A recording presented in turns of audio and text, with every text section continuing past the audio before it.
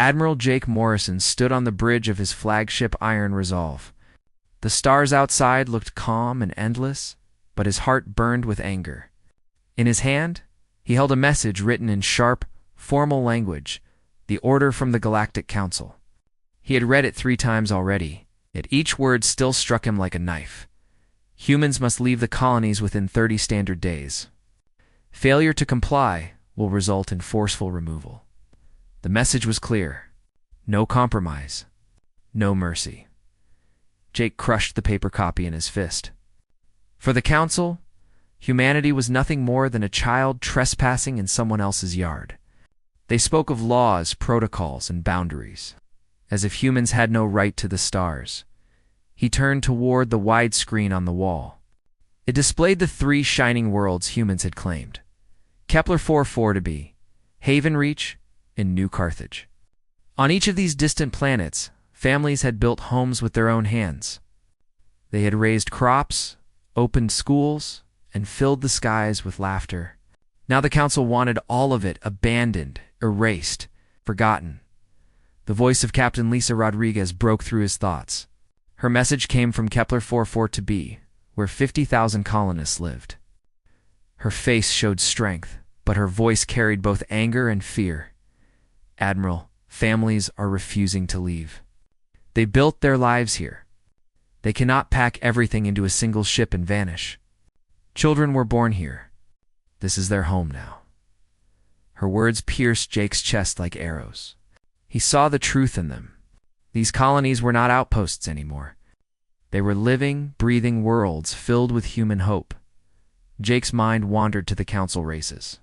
He had studied them since first contact. The Veltar, proud and arrogant, believed their massive fleets gave them the right to command the galaxy. The Zephyrans, cold and distant, held weapons that could turn planets into dust, though they had not fought in centuries. Then there was the Crystalline Collective, strange hive mind that could not even understand human ideas of freedom and choice. All of them looked at humanity and saw weakness. Old ships, primitive weapons, a species too young to stand among giants. But what they did not see, what they could not see, was the fire that burned inside every human. A fire born from endless struggle. For thousands of years, Earth had known war. From stone spears to nuclear bombs, from civil wars to global conflicts. Humans had fought for survival, for freedom, for ideas. They had fought against nature, against tyranny, and against each other. Peace was rare, but resilience was common. Every scar carried a lesson. Every defeat created new strength. Commander Rick Sullivan entered the Admiral's chamber. He carried an intelligence report, his face pale but steady. "Sir," he began, "we've analyzed Council doctrine. They've forgotten what true war is. They believe in rules, in honor. They think battles end when one side is outnumbered. They do not understand what happens when humans are pushed too far." Jake read the report. It was terrifying, but true. The Council had grown soft. For centuries, they had lived in peace, their fleets more ceremonial than practical. They had never fought an enemy willing to burn everything to protect their families. On Earth, President Helen Carter sat alone in her office. The weight of the future pressed on her shoulders. In front of her lay 2 paths. The first, obey the Council, leave the colonies, and remain forever under alien authority. The second, stand and fight. Even if the cost was everything. She closed her eyes and thought of the children on Kepler 4 to be. She saw their schools, their drawings, their laughter. Could she order them to leave? Could she tell parents to abandon homes built with sweat and hope? The answer was simple. She could not. General Paul Hayes received the order from the Global Defense Council. His mission, prepare for war, but not the war the Council expected. Hayes knew they would arrive expecting a short, honorable fight, followed by surrender. He intended to give them something else, a nightmare from which they would never recover. The planning began. Colonies were quietly transformed. What looked like farms became hidden bunkers. What seemed like hospitals held underground command centers. Civilian ships were quietly upgraded with armor and weapons. Even children were taught evacuation drills, their small hands gripping training rifles. Captain Amy Foster watched from her disguised mining vessel drifting in the asteroid belt.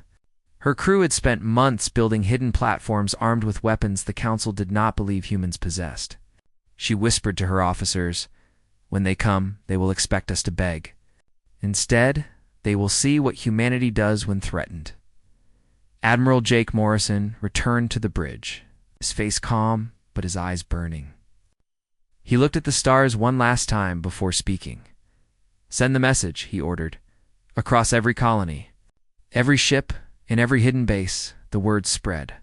Operation Righteous Fury begins when the Council arrives. No surrender. No retreat. We fight for our children. We fight for our future." The galaxy had made one mistake countless enemies had made before. They underestimated humanity, and now, the countdown to war had begun. President Helen Carter stood at the tall windows of the Earth Command Center. Outside, the city lights of New Geneva glowed beneath the night sky. People below moved as if nothing had changed. Shops stayed open. Families laughed in the streets. Yet Helen knew the truth. In 30 days, Galaxy would bring its judgment upon humanity. The Galactic Council had expected humans to accept the ultimatum without question. Abandon the colonies. Obey the rules. Stay small and silent. But Helen's mind was clear. No leader could tell 50,000 families to abandon their homes. No mother could be told her child's birthplace was forbidden. She turned as her military staff entered the room. Holographic images of the 3 colony worlds flickered into the air. General Paul Hayes, tall and hard-eyed, stood with arms folded. Commander Rick Sullivan placed his intelligence report on the table. Admiral Jake Morrison's face appeared through the secure screen, speaking from orbit. Sullivan began, "The Council's fleets are large, but they are predictable. They fight like it's still 300 years ago. They expect formation battles. They expect surrender once odds turn against us. They don't understand total war." General Hayes spoke next, his voice like steel. "Then we give them what they cannot understand. We fight the war they're not ready for. A war without limits." President Carter nodded slowly. She looked at each officer and then said the words that sealed humanity's fate. "Begin preparations. We will not abandon our people.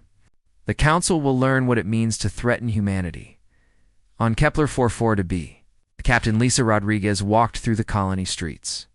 Around her were families, children chasing each other, workers repairing machines, and farmers harvesting crops under the planet's twin suns.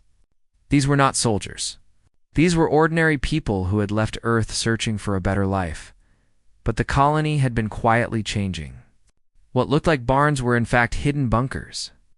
Beneath the schools lay tunnels leading to command centers. The hospital's lower floors stored weapons and armor. Every street had hidden passageways. The colonists smiled during the day, but at night they trained with rifles and grenades. Lisa stopped near the schoolyard. She saw a group of young teenagers being taught basic combat drills. One boy stumbled, and the instructor helped him up with patience. Lisa's heart ached. These children should be learning music, history, and art, not how to fight. But she knew what the Council would bring if they surrendered. Slavery, fear, chains. The boy saw her and saluted awkwardly. Lisa returned it and forced a smile. Humanity's strength, she thought, was not in its weapons, but in its refusal to give up. Far above, in the cold silence of space, Captain Amy Foster's stealth ship drifted between asteroids. For months, her crew had worked in secrecy. They had planted automated weapons disguised as mining equipment. They had mapped every approach to the colony worlds. They had rehearsed ambushes over and over again. Amy stared at the star chart glowing above her console. Each red mark represented a Council weakness. "They see us as farmers," she whispered. "But when they arrive, they will meet predators." Her first officer, a scarred veteran named O'Neill, grinned darkly. "They won't know what hit them, Captain. On Earth, scientists and engineers worked day and night in hidden facilities. They built drones that could move faster than Council fighters.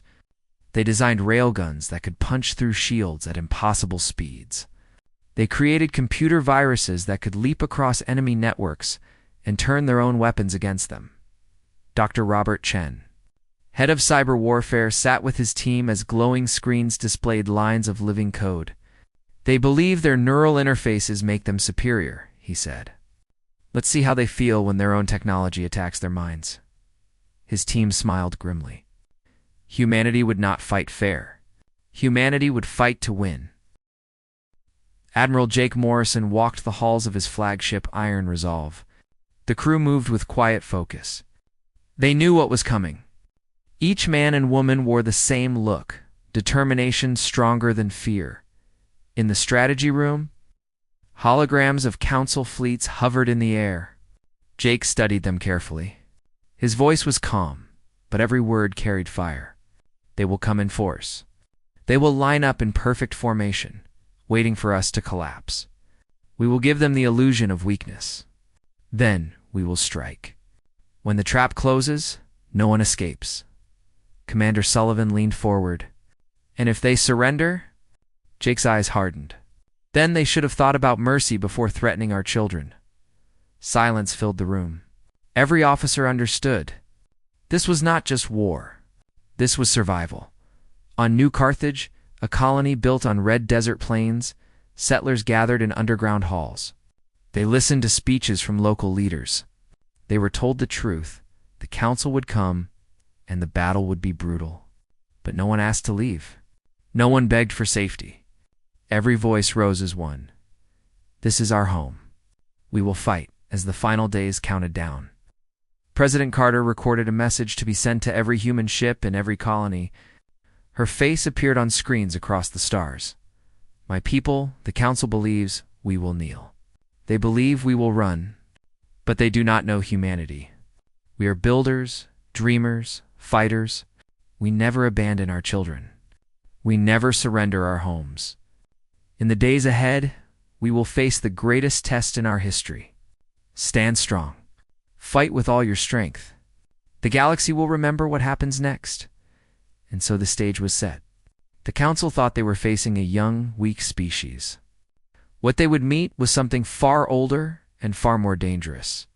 The hidden fire that had burned in humanity since the dawn of time. The countdown continued. In less than a month, stars themselves would witness the fury of Earth. General Paul Hayes sat at the center of the underground command bunker on Earth. The room was quiet, except for the soft hum of machines. Around him, officers studied screens filled with maps, fleet positions, and colony defenses. For weeks they had worked in silence, building a plan so dangerous and so daring that no alien in the galaxy would ever expect it. The council thought humans would line up there, small fleets in a desperate but honorable fight. They thought Earth would cling to pride before surrendering. But Hayes had studied human history. He knew the truth. Humans had never won wars by being predictable. They had won through cunning, deception, and ruthless resolve. He leaned forward, his voice calm but heavy with meaning. The council expects us to play by their rules. We will not. We will fight our way, and we will not stop until they regret underestimating us. The plan was named Operation Righteous Fury. On Kepler 44-B, Captain Lisa Rodriguez received the coded orders. She stood in the central control chamber beneath the colony. Around her, officers straightened as she read the message aloud. All defenses are now active. This colony is not a settlement anymore. It is a fortress. And when the council arrives, we will show them what humans can do. The colonists had prepared for months. What looked like harmless towns were in fact networks of traps. Beneath farms were armored bunkers with railgun cannons ready to fire into orbit. Water stations hid missile silos disguised as storage tanks. Even the communication towers doubled as powerful jamming devices. Children were moved into underground shelters lined with steel walls. Families kissed each other goodbye as men and women joined the defense lines. Every person, young or old, understood. Survival would depend on every single hand. Far above, Captain Amy Foster's stealth ship drifted silent in the asteroid belt. Her crew had practiced running cold, shutting down all heat. all signals, until their ship became nothing more than a shadow among rocks. For 6 months, they had placed hidden platforms across the system, each one armed with weapons powerful enough to cripple a capital ship. Amy looked at her officers and spoke quietly. "When the trap closes, we strike without hesitation. They will never see us coming." Meanwhile, Commander Danny Wright sat deep inside a cyber operations bunker on Earth. His team of specialists stared at streams of alien code moving across glowing screens. The Council had grown arrogant, connecting their ships and weapons through neural networks. They believed faster communication made them invincible. Wright grinned. "They've given us the perfect opening. When the battle starts, we'll turn their weapons against them. Their fleets will collapse before they understand what's happening." His team nodded. They knew their attack would not just break machines, it would break minds. On the colony of New Carthage, desert winds howled outside the underground shelters. Colonel Ben Turner gathered his Marines inside a dimly lit hall. They wore black combat armor, each man and woman armed with rifles, blades, and explosives. Turner's voice was steady, but his eyes were hard. "The Council believes in honor. They believe in clean battles. But we know the truth. War is dirty. War is survival.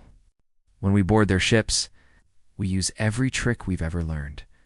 Fear, ambush, silence, leave. Them broken before they can fight."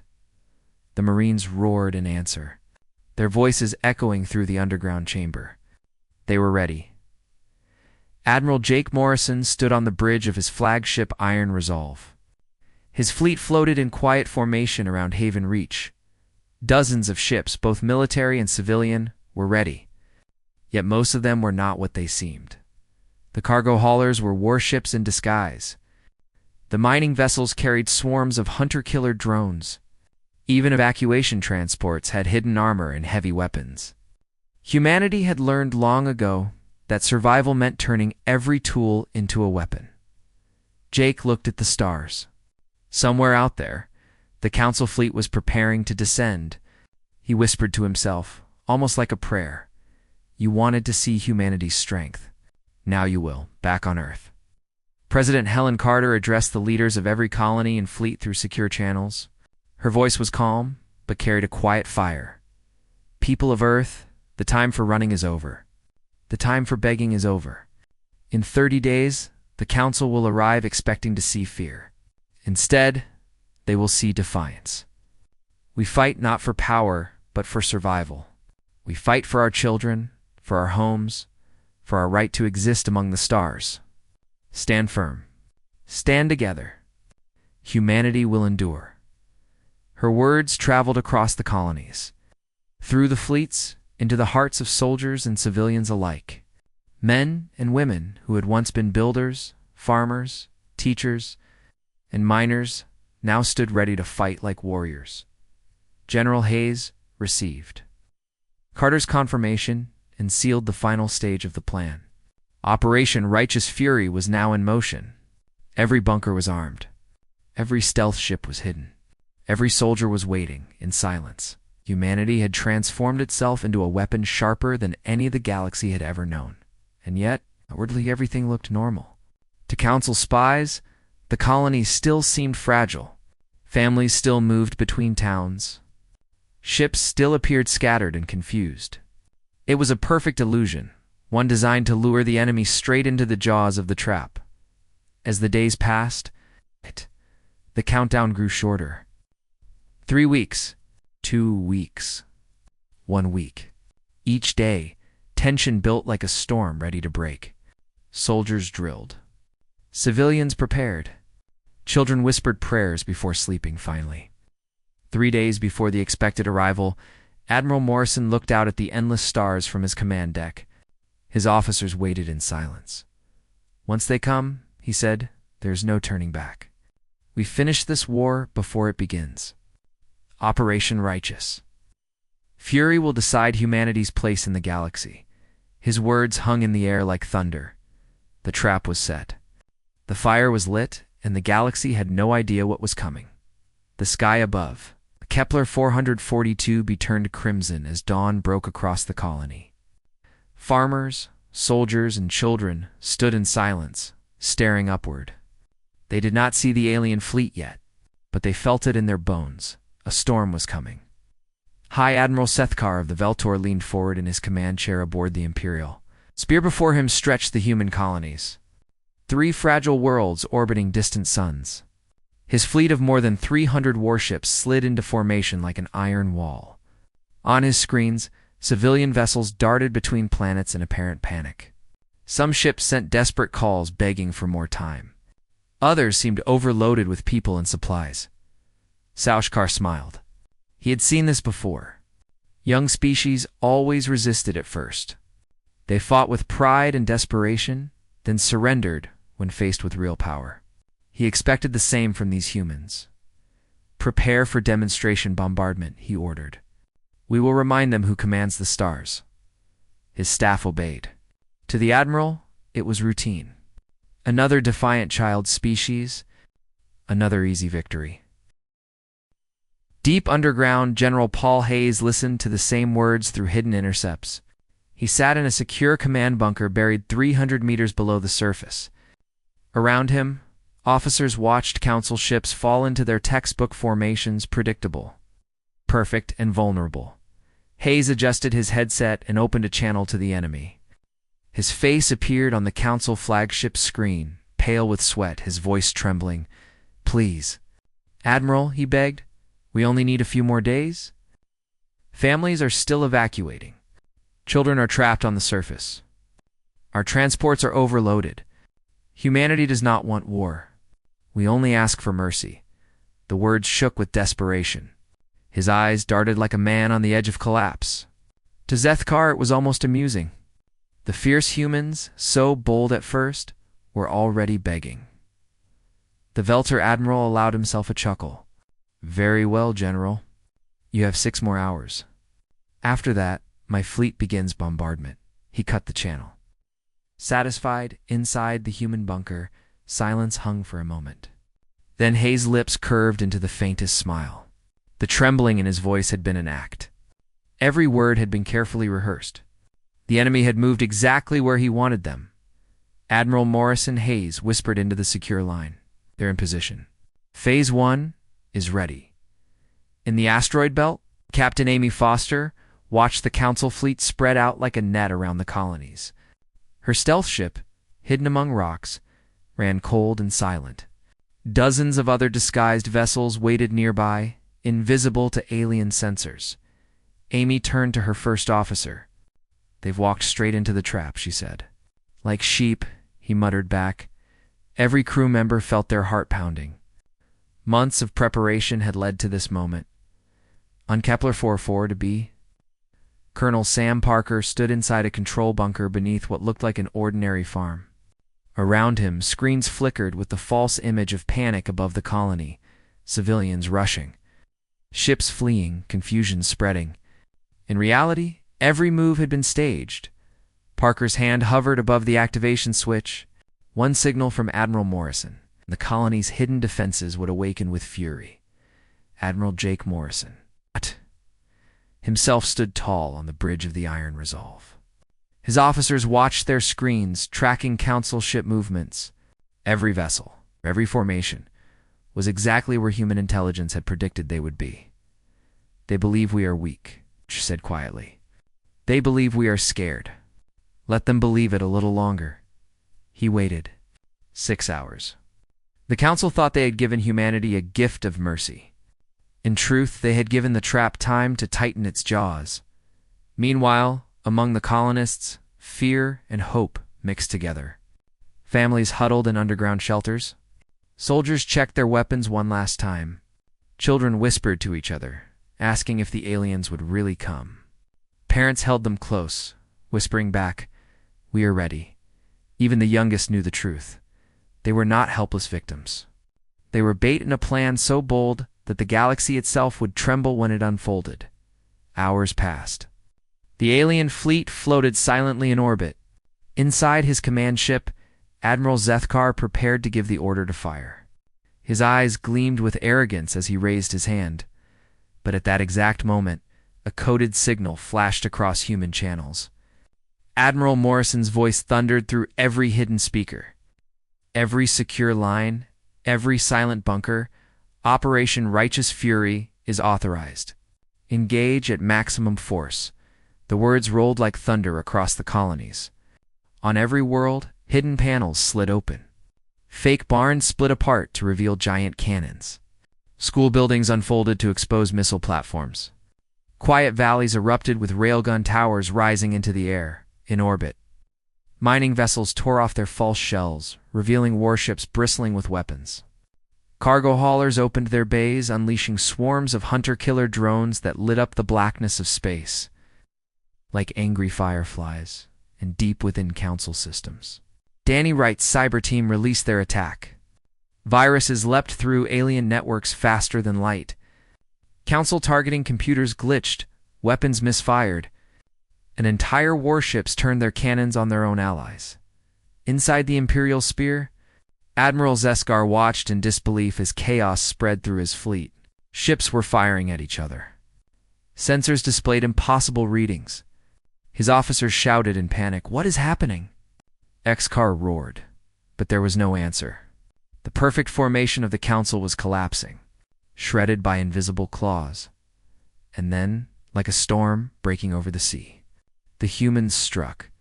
The quiet darkness of space shattered as Admiral Jake Morrison's order echoed across human channels. Operation Righteous Fury is authorized. Engage at maximum force. For a heartbeat, silence lingered. Then the galaxy itself seemed to explode. On Kepler 4 to B, Colonel Sam Parker slammed his palm onto the activation console. All around the colony, peaceful-looking structures shifted and unfolded like metal beasts, awakening from sleep. Barns split apart to reveal towering railguns. Water towers slid open to expose missile pods. Underground tunnels roared with energy as hidden reactors powered up. The first shots screamed upward. Metal slugs, accelerated by magnetic rails to impossible speed, ripped through orbit and slammed into Council warships. Shields flickered. Armor buckled. Explosions lit the skies like burning suns. Above the planet, Council officers froze in shock.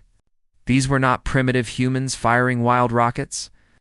These were weapons designed with precision, tearing through defenses that had stood for centuries.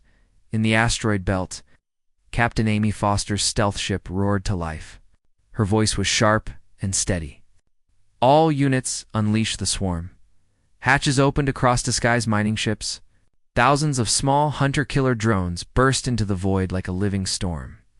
Each one no larger than a fighter cockpit, yet each carried enough explosive power to crack a warship's hull. The drones moved as one, guided by swarm intelligence. They weaved, darted, and struck in coordinated packs. Council point defense systems opened fire, but they were too slow. Too few. Drones slipped past energy blasts and burrowed into engines, reactors, and weapon bays. One by one, alien ships erupted into flames. Amy's eyes narrowed as her swarm consumed another cruiser. "Welcome to human warfare," she whispered, deep underground. Commander Danny Wright's cyber team worked with cold efficiency. Fingers raced across glowing consoles, unleashing waves of code into the enemy's networks. The Council's greatest strength, its linked neural systems, became its greatest weakness. Alien gunners screamed as their weapons fired without command. Captains begged their computers to obey, but systems ignored them. Entire cruisers turned their cannons on allies, shredding friendly formations. Even worse, the neural feedback hit the minds of the alien crews. Pilots and officers clutched their heads, crying out in terror. Hallucinations filled their brains, fire, shadows, nightmares pulled from their own fears. Soldiers who had never known fear were suddenly drowning in it. Wright leaned back, watching chaos spread. They thought their machines made them strong. Now their machines make them slaves. On the bridge of the Iron Resolve, Admiral Morrison stood like a stone as the battlefield unfolded. His officers reported victories one after another. Council destroyer neutralized. 3. Cruisers firing on each other. Drones breaching carrier holes. The Admiral nodded once. His voice was calm, but his eyes burned with fire. "Do not relent. Show them what it means to threaten humanity. His fleet moved in perfect coordination. Cargo haulers revealed hidden cannons. Evacuation ships opened their armor to release missiles. Even civilian transports fired volleys, proving that in humanity's hands, nothing was ever truly harmless. High Admiral Zethkar slammed his fists against his console aboard the Imperial Spear. The pride of the Veltar fleet was unraveling before his eyes. "This is impossible," he roared. "They are primitives." But no one answered.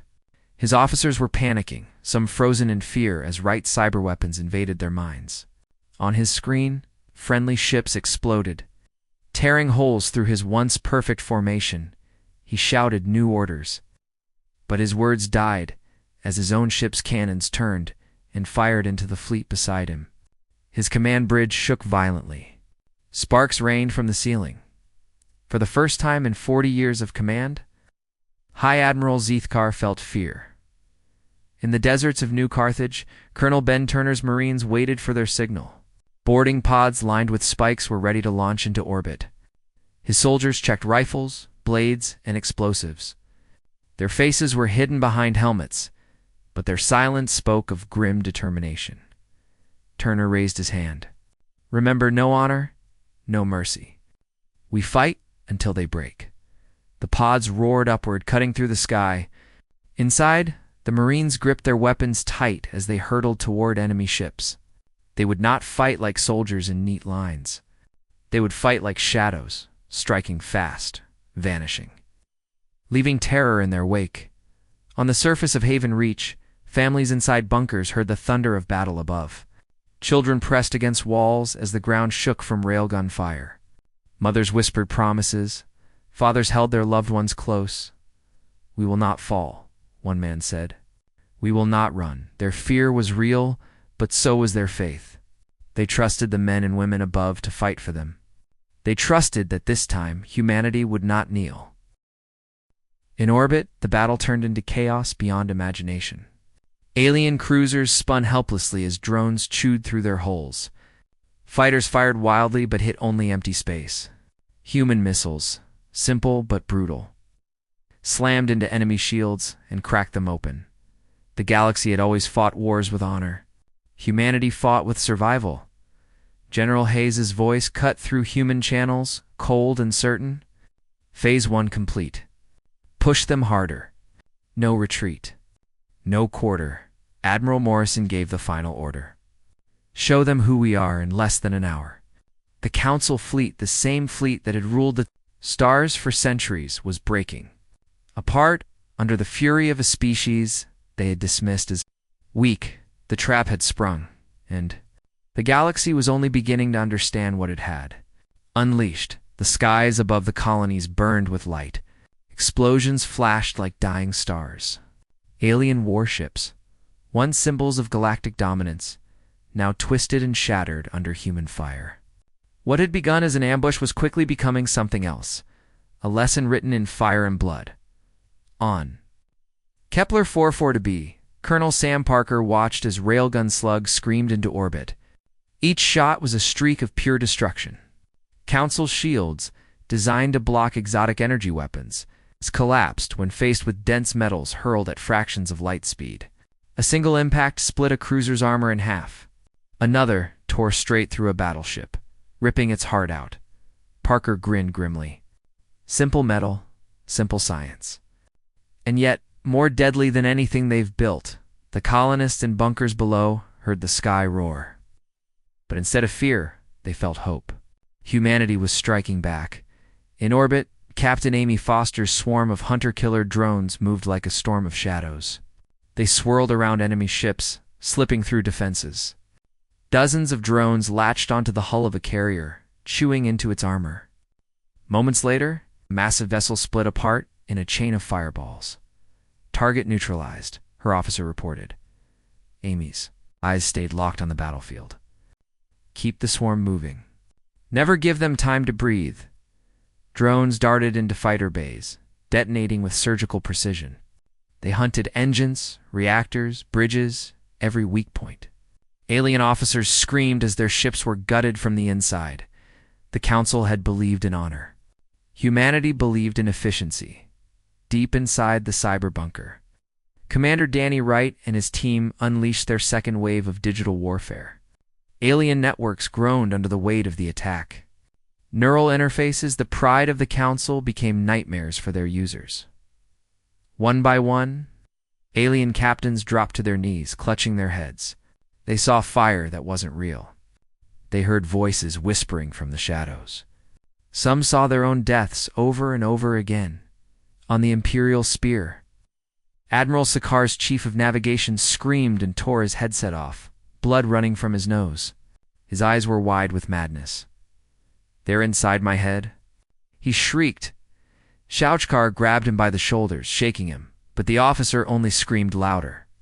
Around them, other crew members collapsed, lost in hallucinations no alien mind could fight. "Control your stations," Eskar roared. But his words were swallowed by chaos. General Paul Hayes monitored the reports from his underground bunker. His voice was calm, almost cold. "They are breaking. Push harder." On his signal, the Marines launched their boarding pods. Black cylinders pierced through space like falling daggers, slamming into the sides of alien ships. Explosives cracked open holes, and armored humans poured inside. Colonel Ben Turner led one of the first squads. His Marines moved like shadows, cutting through corridors with brutal efficiency. They didn't seek fair fights. They struck from the dark, used traps, and left their enemies terrified. A squad of alien soldiers rounded a corner. Turner's Marines hit them with flash grenades that exploded in blinding white light. Before the aliens could recover, the humans attacked with rifles and blades. None survived. Turner's voice growled through the coms, "Leave fear behind. Leave nothing standing." On Haven Reach, Admiral Jake Morrison's fleet revealed its true power. Civilian transports fired missiles. Cargo ships launched drones. Even hospital ships carried railgun batteries. To the Council, it looked like madness. To humans, it was survival. Morrison raised his hand. "Target their command ships. Cut off their head." Human fire rained down. Council cruisers spun helplessly as explosions tore them apart. Ships that had once been feared across the galaxy now burned like paper before a storm. Inside the Imperial Spear, Admiral Eskar watched his fleet collapse. He opened a channel, voice shaking. "All forces retreat. Retreat immediately." But no one answered. The coms were dead, infected by human viruses. His fleet couldn't hear him. His voice echoed only in his own ears. Eskar's pride, his years of command, all meant nothing now. He had thought humans would kneel. Instead, they had dragged his people into a nightmare. Down on New Carthage, colonists listened to the sounds of war above. Families gripped each other's hands. They heard explosions shake the ground. Some prayed. Others wept. But none of them begged for surrender. For the first time in history, humanity was fighting not for land or resources, but for survival among the stars. And they were winning. Admiral Morrison's voice cut through every human channel. "Council forces are collapsing. Do not let them recover. No mercy. No surrender." His words were not cruel. They were survival. The Council had come to erase humanity. Now humanity would erase them. Hours into the battle, the once mighty Council fleet was reduced to wreckage. Some ships burned in orbit. Others drifted, powerless. The rest had been boarded, their crews slaughtered or driven insane. General Hayes sent his report to Earth. His voice was steady, but his words carried history. "The Battle of Three Worlds is ours. Victory is complete." Across the colonies, cheers erupted. Soldiers hugged. Civilians cried tears of relief. But no one was foolish enough to believe it was over, because everyone knew. This was only the beginning. The galaxy had just seen humanity's hidden fire, and nothing would ever be the same again. The Council fleet was gone, burned, shattered, broken, but humanity was not finished. Admiral Jake Morrison stood on the bridge of the Iron Resolve, staring at the wreckage drifting in orbit. His officers were silent, each one knowing the truth. The battle was won, but the war had only begun. The galaxy would not forgive what had just happened. General Paul Hayes. Message echoed across secure channels. We have destroyed their fleet. Now we show them their home is not safe. Phase 2 begins. Phase 2 had a name whispered like thunder. The Damocles Protocol. Far from the colonies.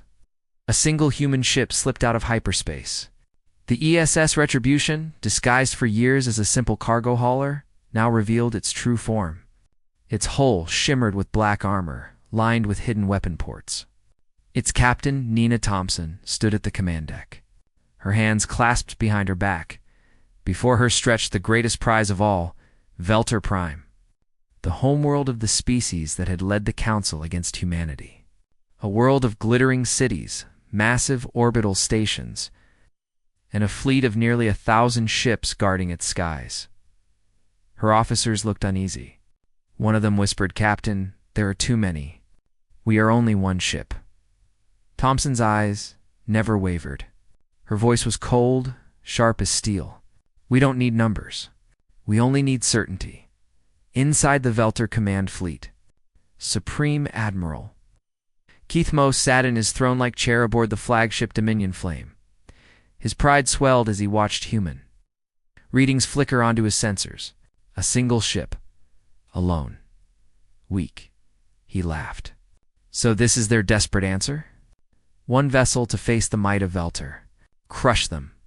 But before he could give the order, a voice filled every channel, every frequency, every screen across the system. It was Captain Nina Thompson. "People of Veltar Prime, your fleets will withdraw beyond the outer planets within 1 hour. Your orbital stations will be evacuated. Any ship that remains will be destroyed. Any defense that resists will be silenced. You have 60 minutes. Her words spread not just through the military, but into the homes of billions of civilians. Every man, woman, and child on Veltar Prime heard the human voice demanding obedience.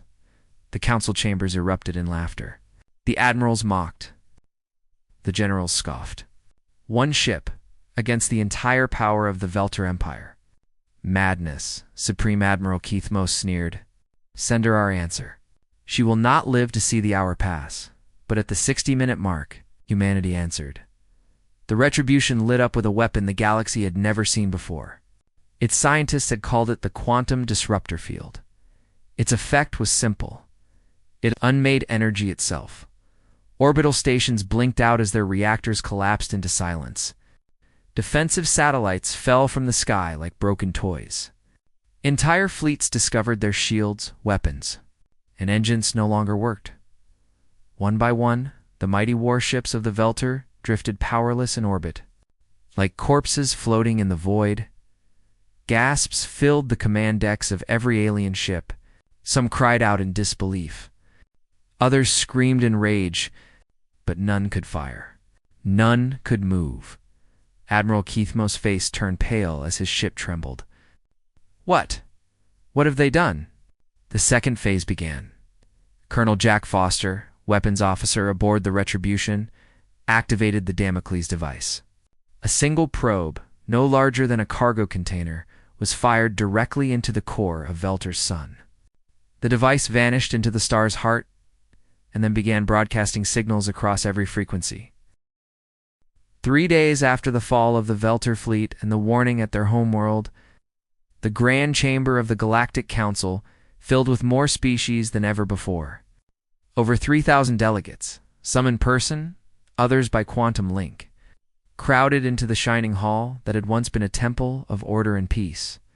But today, the chamber did not hold pride. It held fear. High Chancellor Morton, the leader of the council, stood at the central podium. His voice, usually calm and commanding, trembled as he read the charges. Humanity stands accused of unprovoked attacks against council fleets, of terror against civilian populations, of violating every law of civilized war. His words echoed across the hall, but the sound did not bring comfort. Instead, it felt hollow. It's like the last whisper of an old world already dying. The doors of the chamber opened and silence fell. Ambassador Claire Watson of Earth entered, wearing the simple blue uniform of humanity's diplomatic corps. She walked without fear, her eyes steady, her step measured. Every delegate turned to look. Some hissed with anger. Others shrank back with unease. None dared interrupt. Watson stood before the Chancellor and waited until the chamber grew silent. Then she spoke, her voice carrying across the hall. Humanity is not here to beg forgiveness. Humanity is not here to explain. We are here to deliver a truth. The galaxy has changed forever. Gasps rippled through the assembly. She raised her hand, and holographic recordings filled the chamber. The Battle of Three Worlds flickered in brutal detail, council ships firing on each other, drones tearing apart cruisers, marines storming through corridors. Then came the footage of Veltar Prime, where an entire fleet had been silenced by a single human ship. The hall glowed with scenes of alien terror, chaos, and fire. Delegates whispered in disbelief. Some covered their faces. Others stared with wide, unblinking eyes. For the first time, the galaxy had witnessed true war, not the ceremonial battles of the Council, but war as humans had perfected it. The Zephyrian delegate rose in fury. His crystalline form glowed harshly as he shouted, "Barbarians! You broke every code of combat. You poisoned our minds with your viruses. You attacked civilians. You have no place in civilized space." The chamber erupted with angry cries. But Watson waited, calm and unshaken. When silence returned, she gave the words that would be repeated across the stars for generations. You call us barbarians because we do not follow your rules. But those rules were written by those who never feared extinction. We fight because our children's lives depend on it. We do not care for your codes. We care for survival. You threatened our families. You thought we would bow. You were wrong. Her voice cut through the chaos like a blade at that moment. Admiral Jake Morrison's recorded message played across every channel in the chamber. His voice was steady, stripped of diplomacy. Humanity will expand among the stars on our own terms. We will build colonies where we choose. We will defend them by any means necessary. Those who cooperate with us will find loyal allies. Those who oppose us will suffer the same fate as the fleet at Three Worlds. We do not ask permission. We will not kneel. We are here to stay. Silence followed. A silence so deep it felt heavy in the chest. The Avarian delegate, feathers shaking with fear, whispered, "If they can do this to Veltar, they can do this to any of us." The chamber descended into panic. Some called for war. Others begged for peace, but no plan found agreement. Every military advisor knew the truth. Humanity could not be defeated. Their weapons were brutal. Their tactics were merciless. And their will was unbreakable. High Chancellor Morton finally ended the session. His last words would be remembered as the death of the old order. Perhaps we should have welcomed them when they first asked. Outside the chamber, Claire Watson walked alone through the shining halls. She did not smile. She did not celebrate. She simply knew the message had been delivered. Humanity would never again be dismissed as weak. Far away, Captain Nina Thompson remained in orbit over Veltar Prime. The Damocles device hidden in the star still broadcast its silent threat. Every ship in the system knew, with a single command, humanity could erase an entire world. Her voice carried across Veltar space, calm and merciless. Remember this. The age of intimidation is over. The age of humanity has begun. On Earth, celebrations erupted. Children danced in the streets. Colonists sang songs of victory. Soldiers raised glasses to fallen comrades. For the first time in history, humanity was not the youngest and weakest species. They were something else. Something larger. Admiral Morrison looked out at the stars from the bridge of the Iron Resolve. His words were quiet, spoken only to himself, but they carried the weight of a new era. The stars are ours now, and the galaxy will never forget our name. And so it began. The old galaxy, built on fragile rules and empty codes, had been shattered. From its ashes rose something new, a galaxy where humans stood as equals to no one. Feared by all, respected by none, and bound only by their own will. The age of asking was gone. The age of warnings was past. The age of human dominance had begun.